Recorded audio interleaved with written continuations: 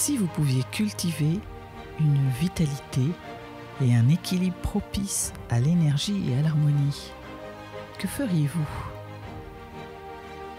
Bienvenue dans Fascia en harmonie, le podcast qui nous plonge dans l'univers méconnu des fascias, véritable fondement de notre équilibre intérieur.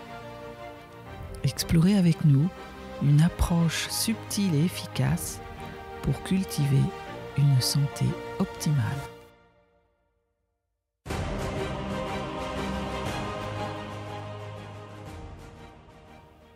À travers ces épisodes, nous avons exploré en profondeur l'univers des fascias, ces tissus conjonctifs fascinants qui jouent un rôle crucial dans l'équilibre de notre corps. Nous en avons compris leur composition et leur rôle essentiel dans le soutien et la liaison des structures internes. Moi, j'ai découvert que c'était eux qui tenaient toute la structure. Nous avons vu comment leur élasticité permet une grande adaptabilité. Voilà, à chaque fois qu'il y a des événements, une chute, une position, quelque chose qui vient perturber l'équilibre, eh bien, cette propriété permet d'élasticité, permet de remettre la structure en équilibre, mais aussi la perméabilité aux émotions et aux tensions. D'où l'importance de prendre conscience de ce qu'on a vécu, des événements importants dans notre vie. Nous avons discuté aussi d'incroyable mémoire, du coup, des fascias, qui enregistrent toutes les expériences émotionnelles et physiques qui peuvent se nicher. Parfois, ça remonte à l'enfance. Et comment, si ces mémoires ne sont pas libérées, elles peuvent influencer notre bien-être et notre comportement à long terme. C'est pourquoi il est essentiel de prêter attention à nos émotions et à celles de nos enfants, de nos proches, de ceux que nous fréquentons, pour maintenir un environnement positif et soutenant. Vous avez également pu voir que on a, au travers d'exemples, Fabien vous a donné beaucoup d'exemples pour comprendre un peu tout ça et sur la nécessité d'entretenir nos fascias dans nos pratiques quotidiennes, que ce soit dans le milieu professionnel avec les postures, le fait de se lever régulièrement, voilà, pas rester dans des postures figeantes, à la consommation de produits au quotidien comme le parfum. Voilà, moi j'ai fait une grosse découverte avec ça aussi. Et donc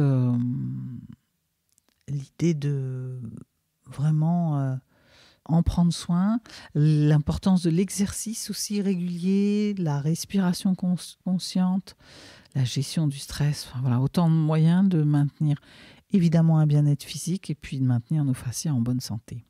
On a vu aussi que c'était une technique que tout le monde pouvait acquérir avec une formation aux soins des fascias, que ce soit pour aider les autres ou même pour soi, pour mieux se comprendre, parfois pour s'auto-guérir. Moi, je sais que des fois, sur certaines parties, quand j'ai mal au genou, par exemple, parfois je peux me faire certaines prises.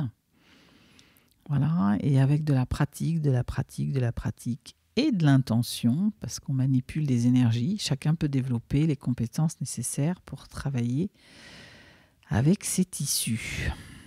Voilà un peu tout ce que nous avons vu. Beaucoup d'informations, beaucoup d'exemples, quelques clés applicatives.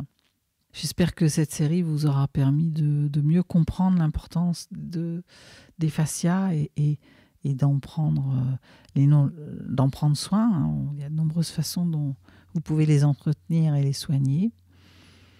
Peut-être avez-vous désormais envie de vous laisser tenter par une séance.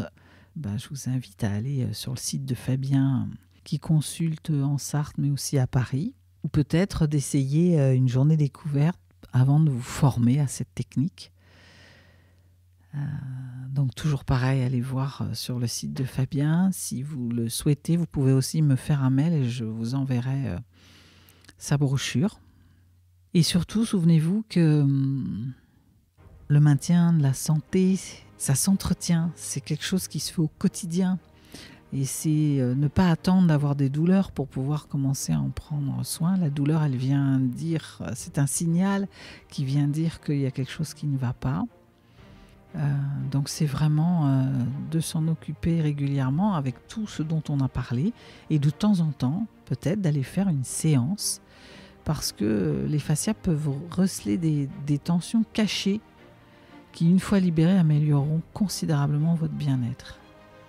J'ai une amie qui était tendue depuis un moment et qui pensait que c'était irréversible, qui a fait une séance avec Fabien et qui me parle d'une libération, qui a retrouvé vraiment l'élasticité dans le corps. Donc je vous invite vraiment au moins à essayer. Voilà. Et puis je serais très intéressée que vous reveniez m'en parler pour voir ceux qui ont essayé, comment ça s'est passé pour vous. Donc je vous invite aussi à nous poser des questions. Moi je sais que souvent je suis en 2 temps, j'ingurgite les infos et puis après j'ai plein de questions. Donc posez-nous des questions. Vous pouvez le faire directement sous la vidéo qui est concernée ou alors vous pouvez me faire un mail et on se fera un plaisir d'y répondre. Peut-être même, je vous en avais parlé, on fera un live tous les deux pour prendre vos questions. Merci de nous avoir accompagnés dans cette exploration des fascias.